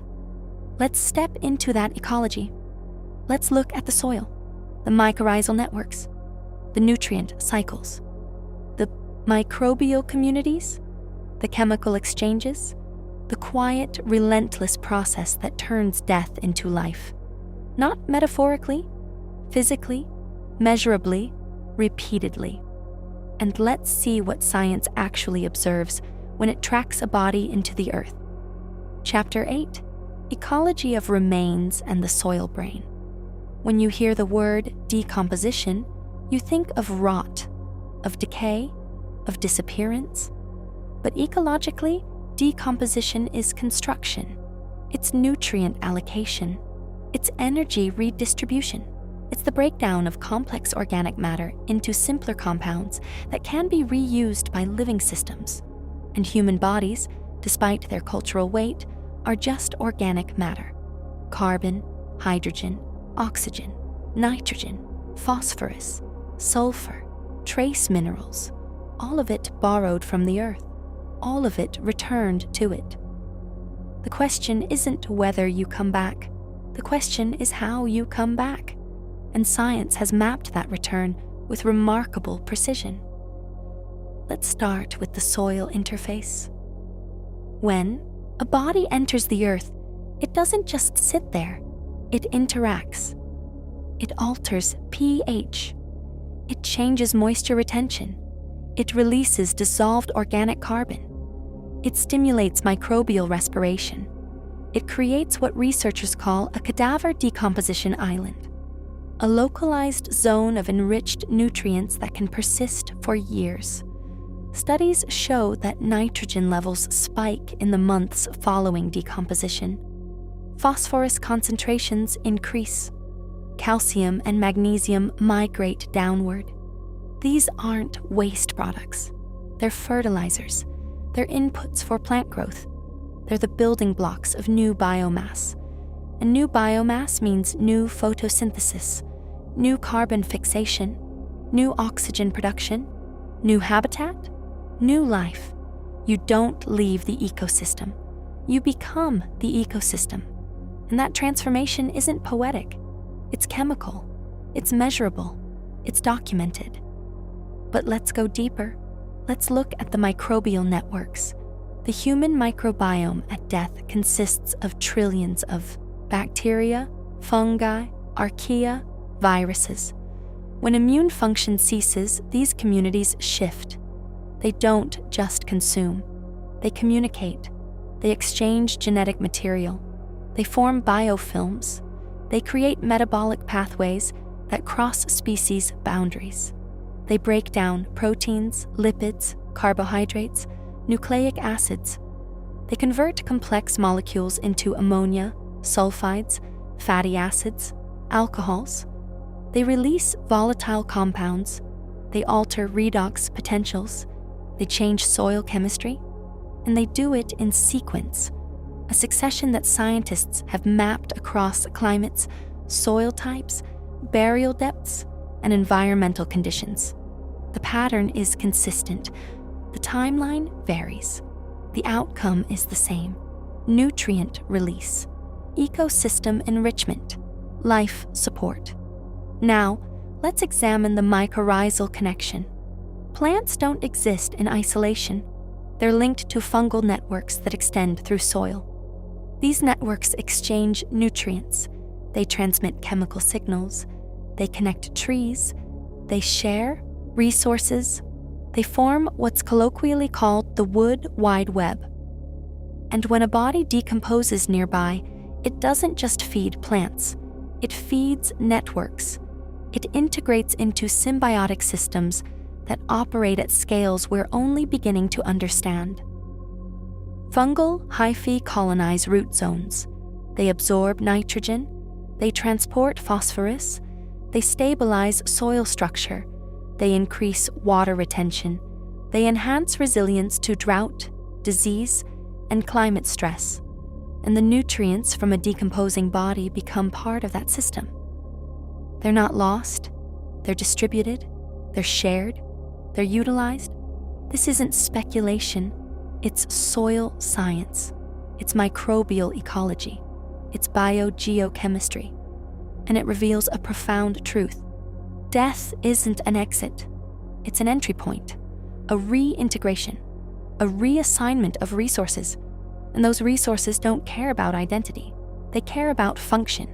And function is what sustains life. Not individual life, systemic life. the kind that operates across generations, across species, across environments, the kind that doesn't require a self to persist. It requires a cycle to continue. And cycles continue because matter moves, because energy flows, because information transfers, because systems adapt. But let's address the emotional weight of this. It's hard to accept that you become fertilizer, that you feed roots, that you nourish networks, that your consciousness ends, but your chemistry continues. It feels reductive. It feels cold. It feels like erasure. But reduction isn't dismissal, it's clarity. And clarity is what science provides. Not comfort, not consolation, truth. And truth, in this case, is deeply ecological. You are part of a biosphere. The biosphere requires turnover. Turnover requires death. Death enables renewal. Renewal sustains life. You don't stand outside this. You are inside it, deeply, completely, irreversibly. And being inside isn't a limitation, it's a connection. A real, physical, chemical, biological connection. One that doesn't require belief, it requires observation. And observation confirms it, every single time. Now, let's look at the timeline. Active decay lasts weeks to months. Nutrient release peaks during this period. Soil chemistry shifts dramatically. Microbial diversity increases. Plant growth responds positively. Advanced decay follows. Soft tissue disappears. Insect activity declines. Mites, beetles, bacteria dominate. Dry/skeletal remains phase begins. Bones persist. They weather. They fracture. They mineralize. They release phosphorus, calcium, collagen breakdown products. They integrate into soil matrix. They become part of geological record, and the entire process takes years, decades, centuries, depending on environment. But it never stops. It just slows. It just integrates. It just becomes background. And background isn't nothing. Background is foundation. Foundation is structure. Structure is stability. Stability is continuity. And continuity is what happens after you die. Not as a self, as a substrate. But wait, what if you're not buried? What if you're cremated? What if you're donated to science? What if you're placed in a reef? What if you're launched into space? Science tracks all of it. Cremation converts organic matter to ash. Ash is primarily calcium phosphate, potassium salts, trace minerals. It's sterile, it's inert, but it's still nutrient rich. It's used in soil amendment. It's incorporated into memorials. It's scattered in ecosystems. It enters the same cycle, just faster, just differently. Science donation accelerates decomposition. It controls variables. It measures rates. It generates data. It advances medicine. It turns individual death into collective knowledge. Knowledge is information. Information is influence. Influence is continuity. Artificial reefs convert bodies into habitat. They provide structure for marine life. They support biodiversity. They alter currents. They stabilize ecosystems. They transform human remains into ecological infrastructure. And space burial? It's symbolic. But even there, physics applies. Matter disperses. Energy radiates. Trajectories calculate. You don't escape the system. You enter a different one. And different systems still follow the same rules. Conservation, transformation, integration, continuity. So what does ecology actually tell us? It tells us that death isn't an endpoint. It's a transition, a reassignment, a redistribution. It tells us that nutrients cycle, energy flows, matter persists, patterns change, systems adapt, life continues, not despite death, because of it. Death is the reset, the handoff, the renewal protocol, and without it, ecosystems stall. Nutrients lock, carbon accumulates, life stagnates. Death isn't the enemy of life, it's the mechanism of life. And you are part of that mechanism, not as a victim, as a participant, a contributor, a source, a return. But let's not romanticize it. Science doesn't romanticize. It describes. And description is enough, because enough is truth. And truth is what you asked for, not myth, not metaphor, not hope, not fear. Science. And science says, you become soil, you become nutrient, you become structure, you become function, you become part of the system that sustains everything else. And that's not small, that's vast, that's ancient, that's efficient, that's real. Now let's step beyond ecology. Let's look at the digital layer, the modern afterlife, the algorithmic footprint, the data persistence. Because you don't just leave biological traces, you leave digital ones. And digital ones operate on different timescales, different rules, different preservation methods, and they're increasingly central to how humanity understands continuity. Let's examine them, not as philosophy, as infrastructure, as engineering, as information science, as the quiet, relentless way that data outlives the data creator. Chapter 9, Digital Afterlife and Algorithmic Grief. When you die, your body decays, but your data doesn't. It lingers, it archives, it replicates, it trains, it shapes. And in an era where human identity is increasingly externalized into digital systems, this isn't a footnote. It's a fundamental shift in what it means to persist after death. Science doesn't just track physical remains anymore. It tracks information remains. And information remains operate on entirely different principles than biological ones. They don't decompose, they degrade, they don't cycle, they accumulate, they don't transform into soil, they transform into training data, into algorithms, into recommendation systems, into historical records, into cultural memory, into digital ghosts. Let's start with the infrastructure: cloud servers, data centers, backup systems, redundancy protocols. When you upload a photo, send an email, post a message, create a document, record a video, log into a platform, generate metadata, you're not just using a service. You're contributing to a distributed archive. An archive designed to persist, to replicate, to survive hardware failure, to outlive individual lifespans. And it does. Data centers maintain uptime through redundancy. Backups prevent loss. Migration protocols ensure format compatibility. Error correction preserves integrity. The system isn't built for mortality. It's built for continuity. And continuity doesn't care about the originator. It cares about the signal. And signals don't require senders to persist. They require storage to persist. And storage is abundant. But let's examine the reality. Data isn't immortal. It degrades. Formats become obsolete. Platforms shut down. Companies fail. Servers decay. Bit rot sets in. Magnetic media loses charge.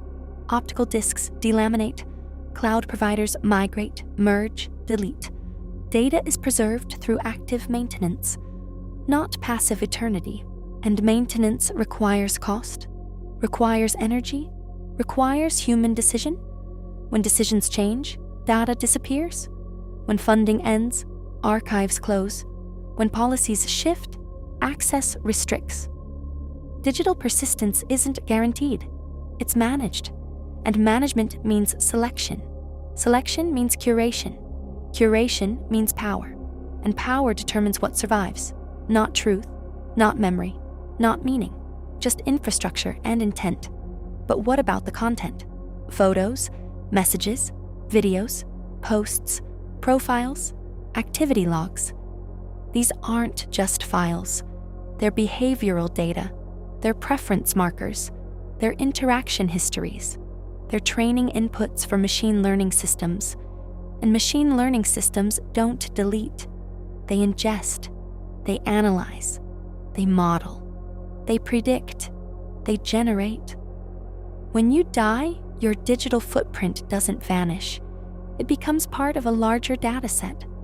A dataset used to train language models, recommendation algorithms, content filters, advertising systems, historical archives, research repositories. Your writing style influences text generation. Your browsing patterns inform targeting. Your social interactions shape network models. Your existence becomes input, and input becomes output. Output influences others. Others interact with systems shaped by you. The loop continues, not consciously, algorithmically, statistically, mechanically. This isn't science fiction, it's computer science, it's information theory, it's digital sociology, and it's happening now. Researchers study algorithmic grief, the phenomenon where users interact with digital remnants of the deceased, where AI reconstructs personalities from chat logs, where memorial accounts become active spaces, where legacy contacts manage profiles, where posthumous messaging delivers scheduled emails, where digital twins simulate deceased individuals for therapeutic, commercial, or personal purposes. These aren't ghosts, they're models, statistical representations trained on behavioral data. They don't feel, they predict, they don't remember, they generate, they don't persist as consciousness, they persist as patterns, and patterns have influence. Let's examine the ethics, because digital persistence raises profound questions. Consent, ownership, access, modification, exploitation. Who controls posthumous data? Who profits from it? Who decides what's preserved? Who authorizes reconstruction? Who grieves the digital remnant? Who interacts with it? Who validates it? Science doesn't answer these. Ethics does. Law does. Society does. But science describes what is, and what is increasingly digital, increasingly persistent, increasingly influential. And influence, even algorithmic, is continuity, not survival, not awareness, not experience, just propagation. Propagation of pattern, propagation of preference, propagation of behavior, propagation of data. But let's be clear, digital afterlife isn't biological afterlife. It's informational afterlife. It doesn't require consciousness. It requires storage. It doesn't require identity. It requires correlation. It doesn't require meaning. It requires utility. And utility is what drives preservation. Data that serves a purpose persists. Data that doesn't gets deleted. It's not poetic, it's practical. And practicality is what shapes modern persistence.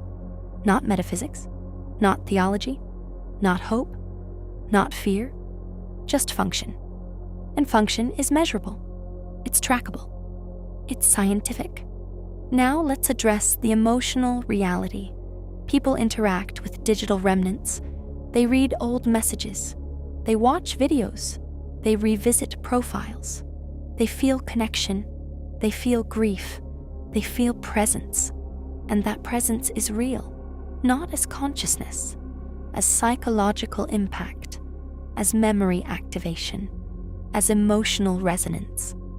The brain doesn't distinguish between physical presence and informational presence when both trigger the same neural pathways. Grief is a response to loss.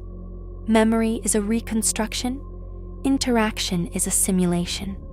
And simulation doesn't require the source to persist.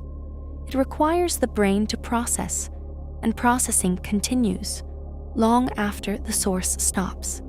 This isn't deception, it's neurology. The brain is a predictive engine. It generates experience from available data. It integrates past input into present perception. It constructs continuity from fragmentation. It doesn't need the original to exist. It needs the pattern to persist.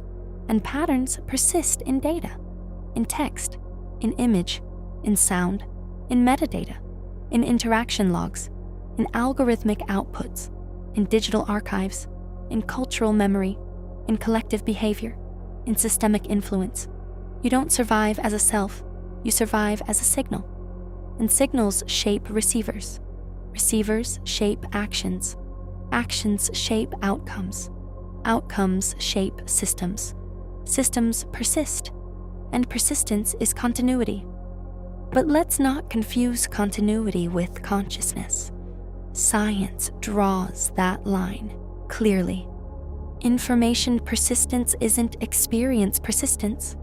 Data storage isn't awareness retention. Algorithmic generation isn't subjective continuation. The line isn't blurred. It's defined by neurobiology, by information theory, by cognitive science, by empirical measurement. And measurement shows that consciousness ends. Impact continues. The feel of being alive doesn't survive. The effects of having been alive do. And effects are real, measurable, trackable, scientific. So what does the digital layer actually tell us? It tells us that persistence has shifted from biological to informational, from chemical to computational, from cyclical to accumulative, from ecological to algorithmic.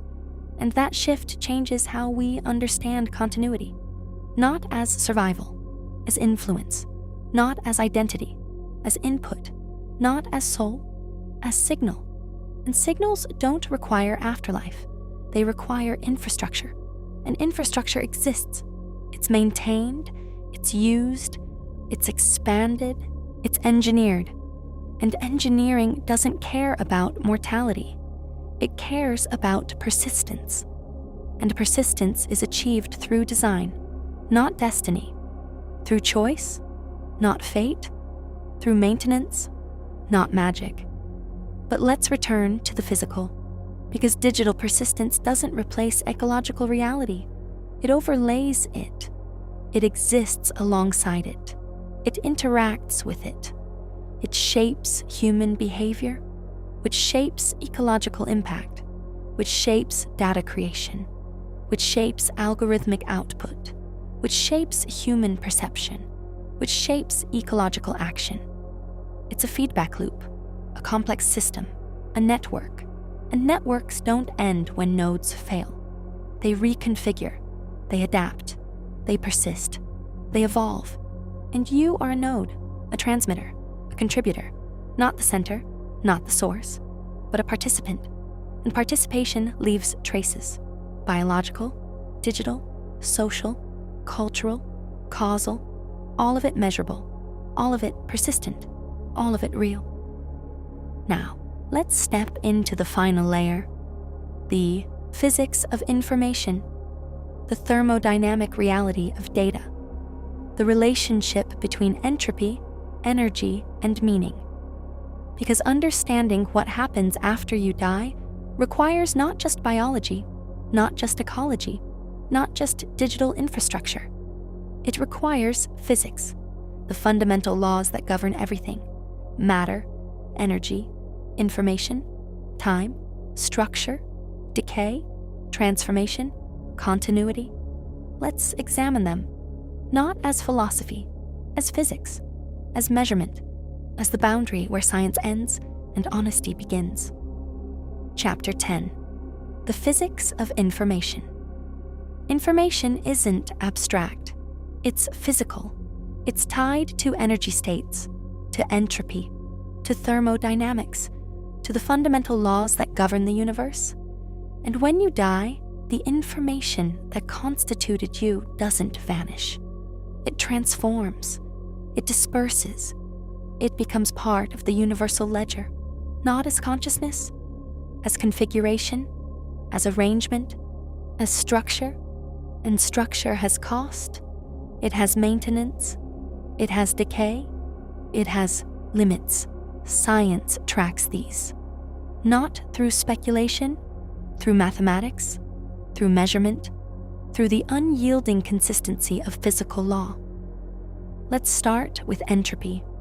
The second law of thermodynamics states that in an isolated system, entropy always increases. Disorder increases, structure degrades, energy disperses. This isn't opinion, it's observation, it's statistical inevitability. You are a low entropy system, highly organized, highly structured, highly maintained. Your body requires constant energy input to sustain that structure. Food, oxygen, sleep, repair. Without it, entropy wins. Bonds break. Gradients collapse. Organization degrades. Death is the moment when maintenance stops. When entropy takes over. When structure yields to disorder. And that's not tragedy.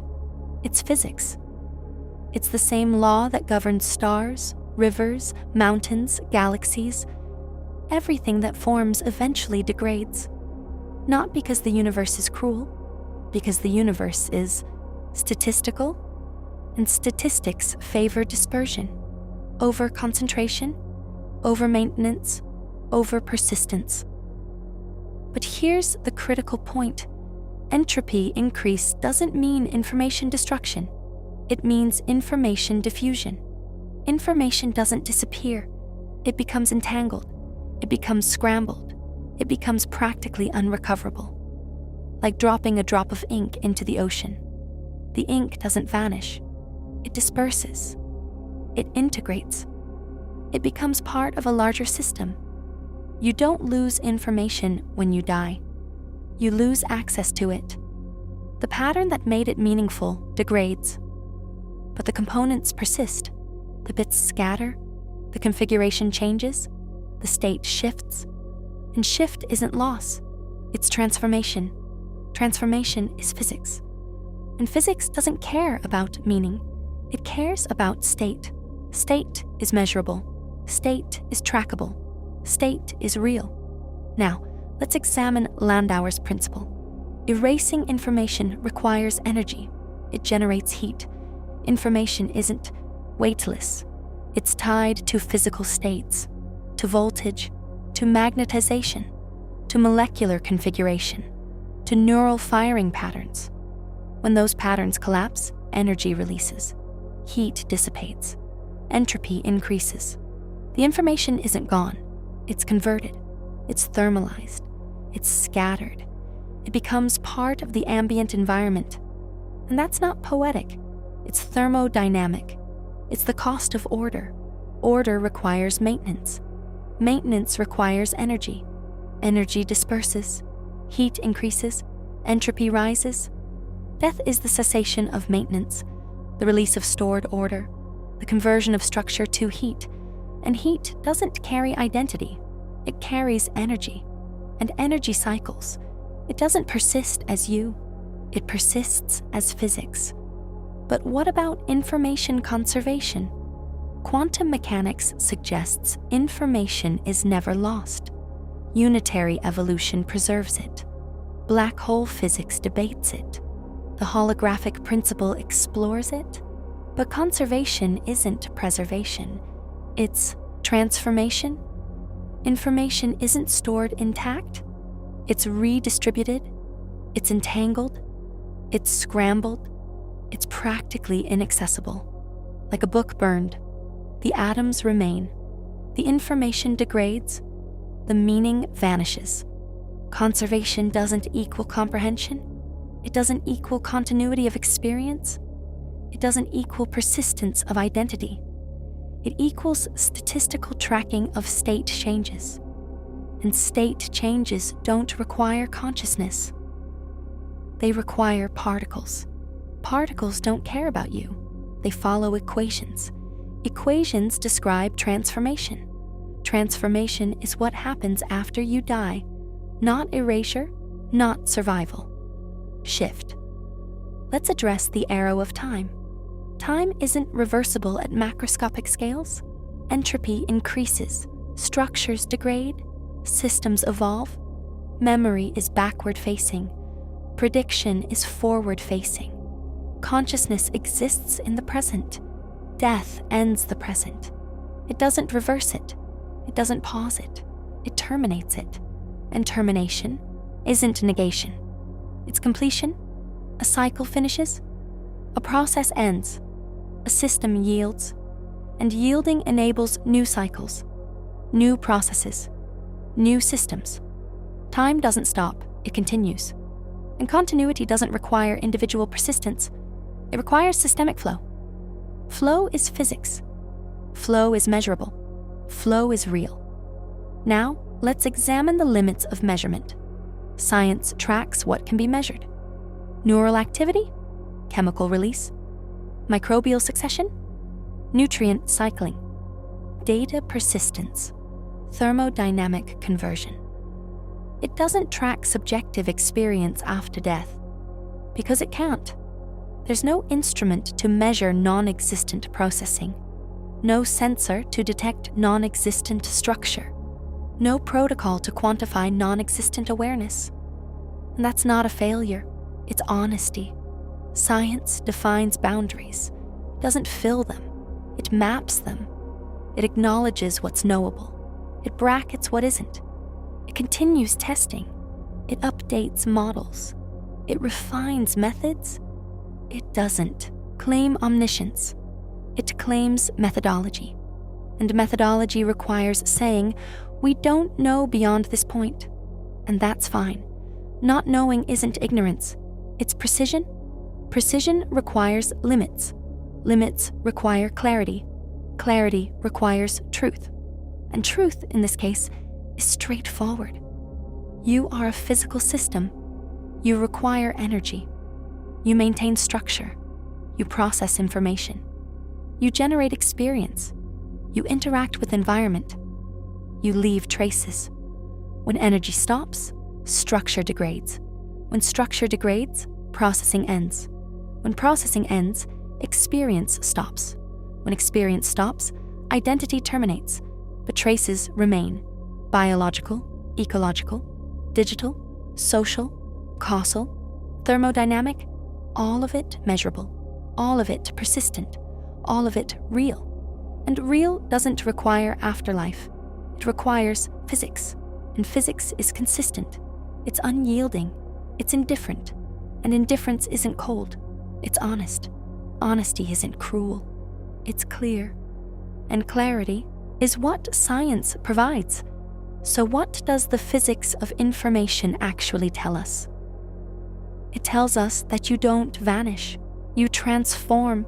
You don't persist as self, you persist as state. State changes, state disperses, state integrates. Integration isn't survival, it's participation. Participation in a system that doesn't stop when you do. And that system is real, measurable, observable, trackable. It doesn't require belief, it requires observation. And observation confirms it, every single time. But let's step back. Let's look at the whole picture. The final minutes, the last spark, the NDE data, the decomposition cycle, the ecological integration, the digital persistence, the physics of information. All of it points to the same conclusion.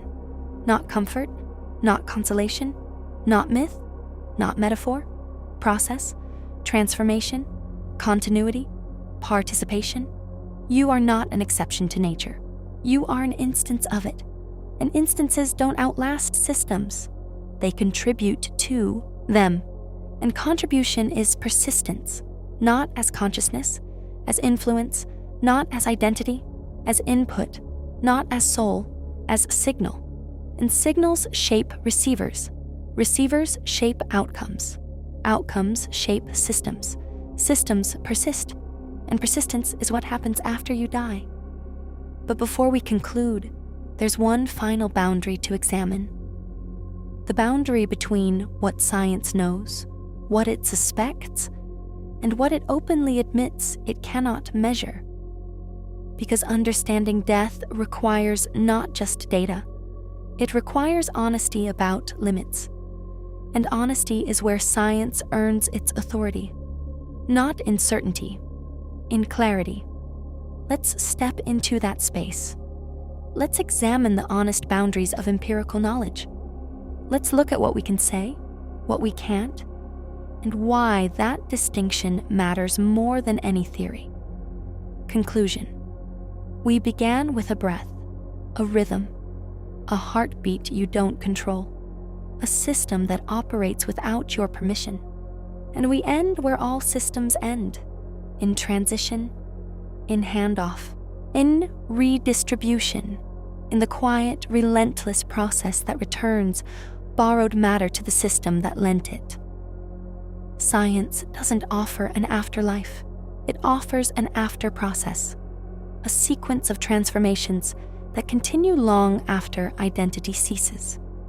And that sequence isn't a consolation, it's a description, a measurable, observable, repeatable description. And descriptions don't require faith. They require attention. What happens after you die? According to science, your heart stops. Blood flow ceases. Oxygen delivery drops. The brain enters ischemic cascade. Neurons depolarize. Gamma waves flare. Neurochemicals surge. Consciousness fragments. Experience simulates. Terminal lucidity may occur. ND, ooze may form. All of it substrate dependent. All of it measurable. All of it temporary. Then silence. Then redistribution. Autolysis begins. Enzymes digest. Microbes proliferate. Gases form. Insects arrive. Larvae feed. Tissues liquefy. Mass decreases. Nutrients release. Soil enriches. Plants grow. Ecosystems sustain. The cycle continues. Your atoms disperse. Your chemistry integrates. Your data archives. Your genetic sequences replicate. Your epigenetic markers influence. Your causal ripples propagate. Your digital footprint trains algorithms. Your cultural contributions shape systems. Your presence alters trajectories. Your influence lingers. You don't survive as a self, you survive as a process, as a pattern, as a contribution. This isn't poetic, it's physical, it's biological, it's chemical, it's ecological, it's computational, it's thermodynamic, it's real. And real doesn't require belief, it requires observation. Observation confirms the cycle. Observation confirms the transformation. Observation confirms the continuity, not of consciousness, of matter, not of identity, of influence, not of soul, of signal. And signals persist, not magically, mechanically, not transcendentally, physically, not eternally, functionally. Function is what sustains systems. Systems don't require individuals, they require inputs. And you were an input, a significant one, a complex one, a measurable one, and your output continues, long after your processing ends. But let's be clear, science doesn't claim to answer everything, it claims to follow the evidence. And when evidence ends, it says so.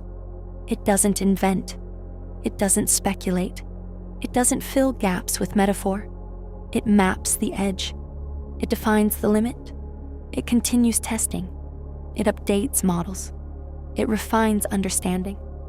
And understanding, in this case, leads to a simple, unglamorous, profoundly grounded truth. You are part of a system. The system continues. You don't vanish, you integrate. Integration isn't loss, it's participation. And participation is real. So when you face the question of what happens after you die, don't look for magic. Look for mechanism. Look for process. Look for cycle. Look for transformation. Look for the quiet, relentless physics that governs everything. Look for the ecology that recycles. Look for the data that persists. Look for the influence that propagates. Look for the honesty that science provides. Not comfort, not fear, not myth, not dogma, just clarity. And clarity is enough. because enough is truth. And truth doesn't require an afterlife to matter. It requires attention. And attention is what you're giving right now. Which means the cycle continues. Which means the process operates. Which means the system endures. Which means you are and always were part of it. Deeply, completely, irreversibly. And when the rhythm stops, when the signal fades, when the structure yields, when the entropy wins, when the transformation begins, you won't feel it. You won't experience it. You won't persist as awareness, but you will have participated. You will have contributed. You will have mattered, not forever, not as self, but as function, as pattern, as process.